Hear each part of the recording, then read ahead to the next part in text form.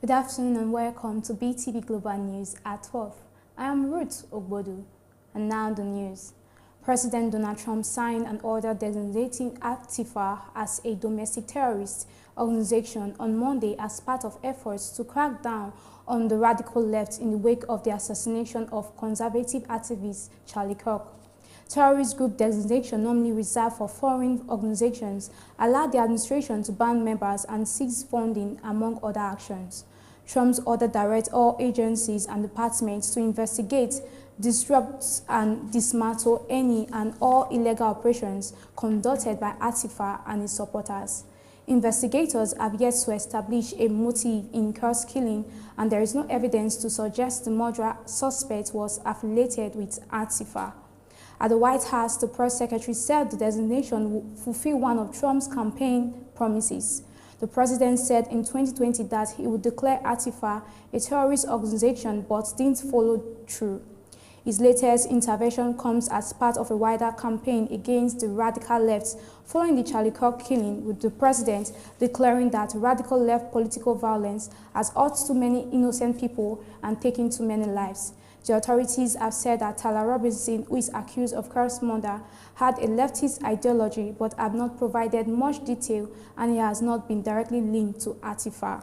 The U.S. government can classify a group a foreign terror organization, but the legal criteria states that the group must be a foreign organization. Designating a group a FTO means members can be banned or removed from the country and gives the U.S. authority to seize funding and target donors, but it is unclear how the White House plans to exercise these powers in targeting Antifa.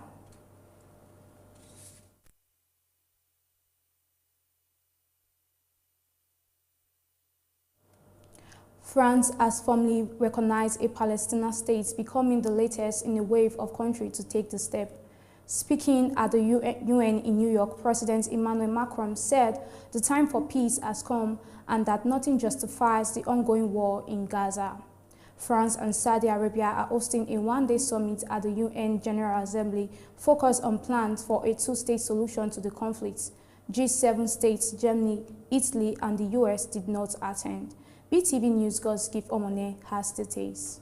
Belgium, Luxembourg, Malta, Andorra, and San Marino are also due to recognize a Palestinian state after the UK, Canada, Australia, and Portugal announced recognition on Sunday. International pressure is ramping up on Israel over the unfolding humanitarian crisis in Gaza and settlement building in the West Bank. Israel has said recognition would reward Hamas for the Palestinian armed group's 7th October 2023 attack on southern Israel, in which 1,200 people were killed and 251 taken hostage. More than 65,000 Palestinians have been killed by Israel since, according to Gaza's Hamas-run health ministry. Israeli forces are currently carrying out a ground offensive aimed at taking control of Gaza City, where 1 million people were living and a famine was confirmed last month. The French leader told the conference that the time had come to stop the war and free the remaining Israeli hostages held by Hamas. He warned against the peril of endless wars and said rights must always prevail over might. We call on all other countries to take a similar historic step that will have a great impact on supporting the efforts towards implementation of the two-state solution and achieving permanent and comprehensive peace in the Middle East region. The international community had failed to build a just and lasting peace in the Middle East. He said, adding that we must do everything in our power to preserve the possibility of a two-state solution that would see Israel and Palestine side by side in peace and security. Saudi Arabia's Foreign Minister Faisal bin Farhan Al Saud also addressed the UN on behalf of Crown Prince Mohammed bin Salman. He He reiterated that a two-state solution was the only way to achieve lasting peace in the region. European Commission President Ursula von der Leyen said the EU would set up a new financial instrument to work on Gaza's reconstruction. Palestinian President Mahmoud Abbas, who was blocked from attending the UN General Assembly in person after the US revoked his and other Palestinian officials' visas, addressed the conference via video link. Gospel Omone reporting for BeeTv News. Governor Siminalayi Fubara of Rivers State has reiterated that he is at peace with his principal, emphasizing that they are both collaborating in the best interests of the states. Speaking after meeting with President Bola Tinubu at the presidential villa in Abuja, the governor explained that his visit was to formally brief the president on the lifting of the suspension and his resumption of duties in 19th of September. He also emphasized that the peace restored in Rivers State among political leaders is genuine and reconciliation is real. Governor Fubara disclosed that President Tinubu offered him counsel on leadership and governance, assuring the people of Rivers State that his administration remain focused on stability and service delivery.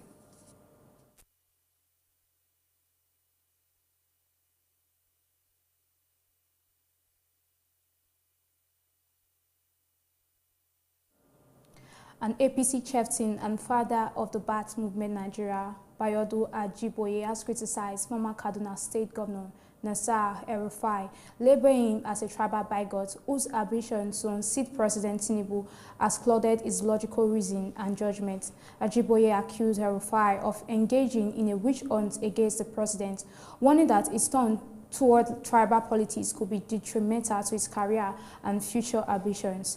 He says Nigeria have read between the lines and his hatred for the person of President Tinubu and his labor of unending efforts, to the extent that he goes everywhere praying, hoping and wishing that the president is removed. The next minute will only end in fiasco.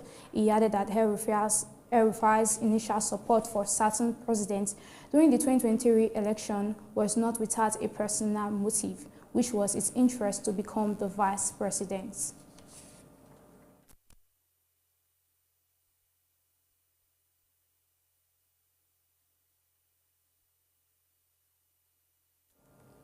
His Excellency Senator Monday Okpebholo, Governor of Edo State, has approved the appointment of Professor Mrs. Eunice Ebosehime Omozeji as a Vice-Chancellor of Ambrose Ali University, Ekpoma, with immediate effect.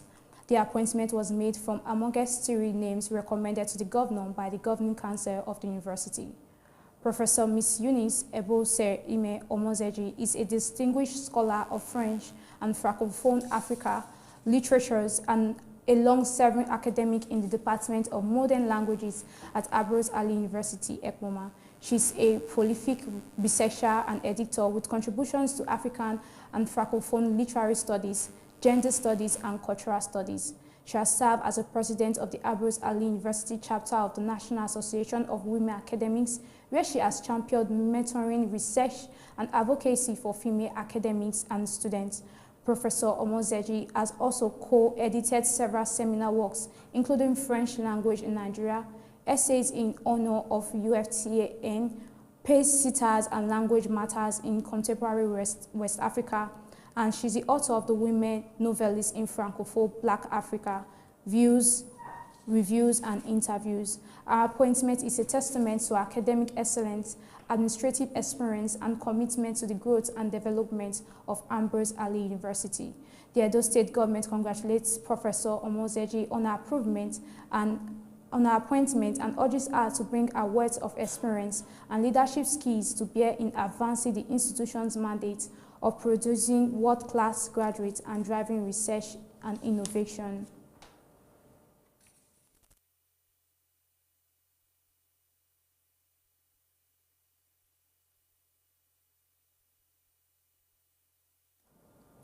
The U.S. Supreme Court has ruled President Donald Trump can dismiss a top official on the Federal Trade Commission. In the 6-3 ruling, the justice sided with Trump, allowing him to fire Democratic Commissioner Rebecca Slaughter from her post while legal challenges continue. It has also agreed to revisit a nearly century-old legal precedent that sheets independent agency set up by Congress from presidential interference. Justice Elena Kada, writing for the dissenting Liberal Justice, warned that the ruling allows the president to take charge of institutions Congress had intended to protect from partisanship. Congress, as everyone agrees, prohibited each of those presidential removals. Justice Eliana Kanga wrote in her dissent, yet the majority, stay order by stay order, has added full control of all those agencies to the president. He may now remove, so says the majority. Though Congress said differently, any member he wishes for any reason or no reason at all, and he may thereby extinguish the agencies by censorship and independence, Justice Kanda added. The Supreme Court Monday ruling said the justice will hear arguments in December on overturning a 1935 decision that allowed Congress to set up independent agencies insulated from political interference. In the 19-year-old ruling known as Humphrey's executor, the court sided with another FTC commissioner who was fired by Franklin D. Roosevelt. The justice then ruled that commissioners would be removed only for misconduct or neglect of duty. The FTC, which enforces consumer protection, typically has 5 commissioners, 3 from the president party and 2 from the opposing party. Slaughter and Alvarado Badeya, 2 Democratic members of the FTC, were fired by Trump in March. A federal judge ruled in July in favor of Slaughter, declaring her dismissal as unlawful under the long-standing precedent. Bedoya later resigned, but Slaughter continued a legal battle.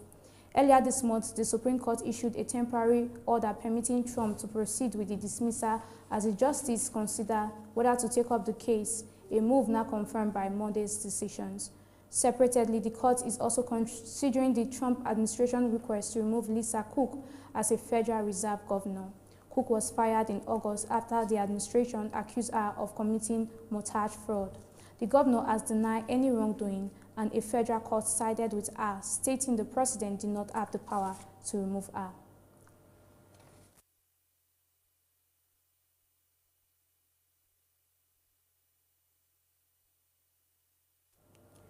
Doctors in the U.S. will soon be advised to stop to prescribe the pain reliever Tylenol to pregnant women. U.S. President Donald Trump said, citing a disputed link between the drug and autism.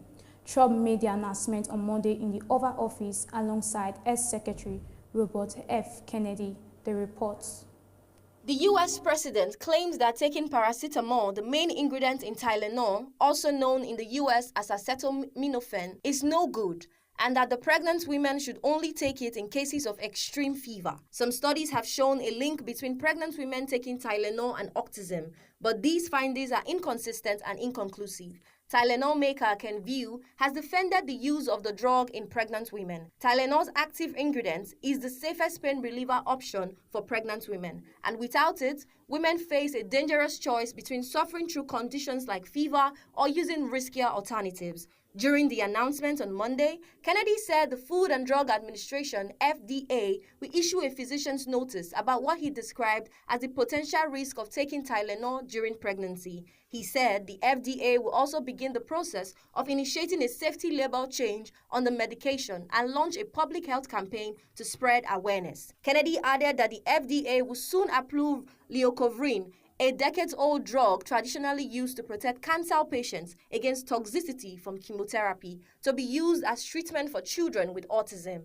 FDA Commissioner Matty Macri said the approval will be based on research that he suggests the drug may help children with autism who are deficient in folate, a form of vitamin B, improve their verbal communication. In April, Kennedy pledged a massive testing research effort to determine the cause of autism in 5 months. Trump on Monday called the rise in reported autism cases a horrible crisis and an issue that he has very strong feelings about. But experts have cautioned that finding the causes of autism, a complex syndrome that has been researched for decades, would not be simple. The widely held view of researchers is that there is no single cause of autism, which is thought to be the result of complex mix of genetic and environmental factors. Dr. Stephen Fleischman, president of the American College of Obstetricians and Gynecologists, said in a statement that Monday's announcement is not backed by the full body of scientific evidence and dangerously simplifies the many and complex causes of neurologic challenges in children. Temitokpe Oluwafemi reporting for BeeTv News.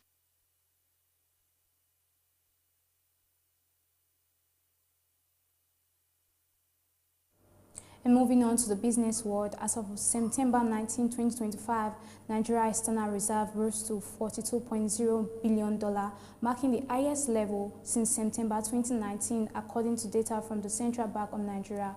This reflects a $40 million increase from the previous day's figure of $41.99 billion and a $610.8 million gain from $41.42 billion at the start of the month.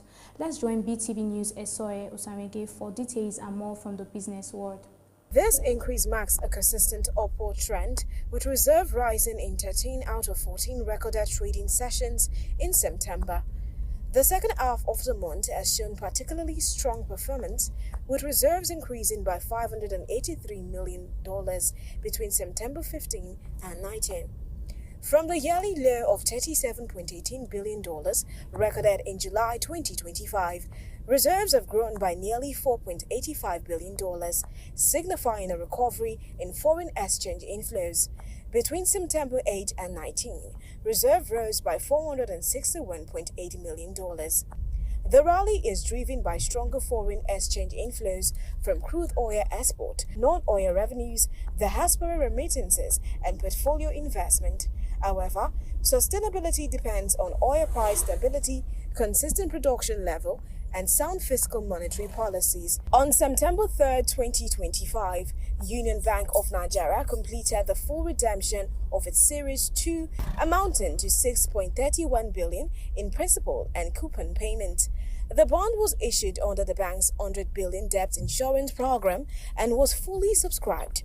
This redemption coincides with Union Bank's recent merger with Titan Trust Bank earlier in September. The bond repayment was executed in line with Securities and Exchange Commission regulations and in collaboration with ARM trustees and UTL trustees. The timely redemption of the bond reinforces Union Bank's financial credibility and governance standards, marking a positive indicator for future capital market activities. The Nigerian National Petroleum Company Limited (NNPCL) has directed petroleum marketers to top up their payment for fuel purchases via its online portal to match new ex-depot prices or risk forfeiting allocations. Marketers who made payments before the price adjustment have the option to either pay the balance or apply for refunds. Refund requests are currently being processed. Simultaneously, the Independent Petroleum Marketers Association of Nigeria has called on NNPCL to clear a backlog of loading tickets still pending on its portal, which has delayed fuel lifting despite payment. Separately, the Petroleum Products Retail Outlet Owners Association of Nigeria confirmed that NNPCL has engaged UOP, a global refining technology firm, to assess the Port Harcourt refinery for possible revival under a technical and equity partnership model. The move is part of NNPCL's broader strategy to restore local refinery capacity and reduce dependence on fuel import. And that is the close of the business news segment. I am Esohe Osemeke, reporting for BeeTv News. And now to entertainment, Nigeria singer Joshua Iniezo, popularly known as Solid Star, has announced the birth of his second child. The artist revealed the arrival of his newborn son, Ujiro Leva Iniezo, on Sunday, September 21, 2025, via his official Instagram page. A short video of the baby accompanied the announcement. Also, Charlie Poppy warns men against financial burden of relationships and marriage. Let's join BeeTv News Girls Gift Omone for details and more from the entertainment world. This marks the second child for the singer, who already shares a son with his longtime partner. The birth follows nearly a year after Solid Star publicly acknowledged his partner's support during their relationship, a statement that had previously drawn mixed reactions on social media. With the new addition to his family, fans and followers have extended congratulations to the singer. Social media commentator Radio Guard has publicly criticized nightlife promoter Cubana Chief Priest for failing to address Nigeria's healthcare challenges during a recent meeting with the vice president. In a widely circulated online post, Radio Guard questioned the promoter's silence on the state of public health facilities and urged public figures to use such platforms to advocate for healthcare reforms. He emphasized that poor access to medical care now affects citizens across all economic classes. The incident has sparked discussions online about the responsibilities of celebrities and influencers in high-level political engagements. Nigeria singer Charlie Poppy has advised men, particularly those without significant financial resources, to avoid romantic relationships and marriage. In a series of posts on social media platform X, the artist described relationships and marriage as financially burdensome for men from modest backgrounds. He suggested that men should consider living within their means and even recommended celibacy as an alternative to avoid financial strain. The commentary has generated widespread reactions online, adding to ongoing discussions around the financial implications of personal relationships. And that is it from the entertainment world, because it's Omone reporting for BeeTv News.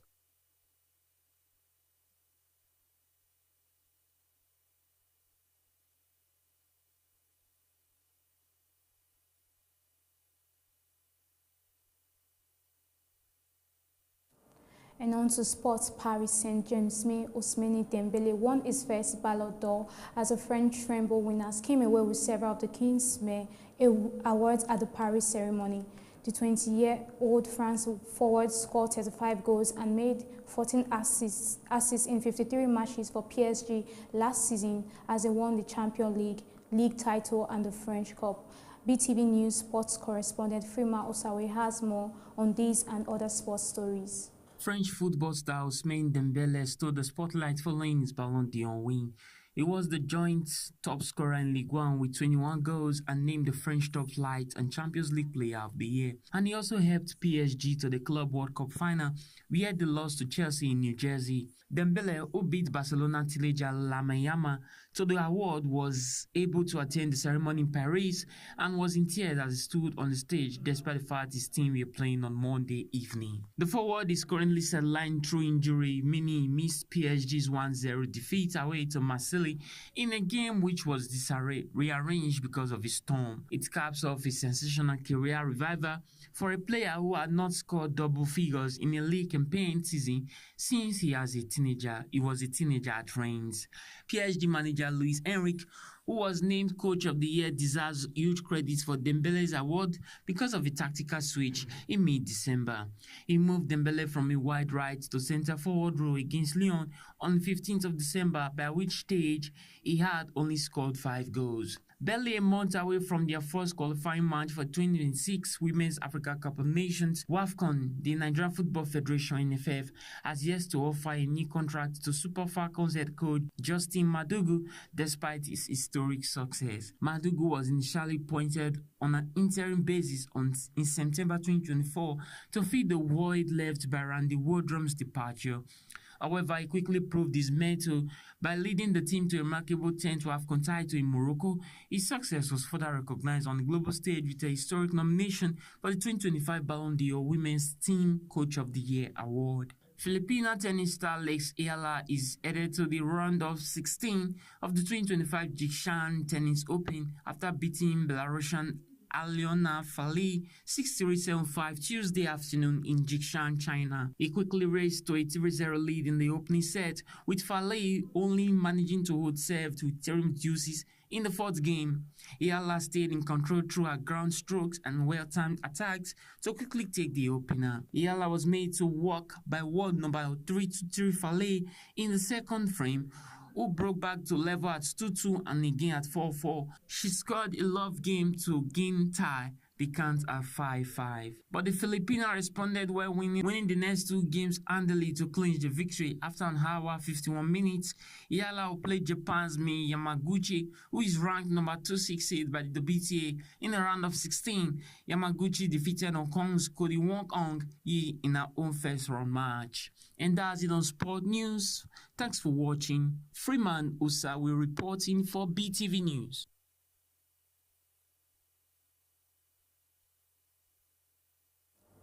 And that will be all on BeeTv News at 12.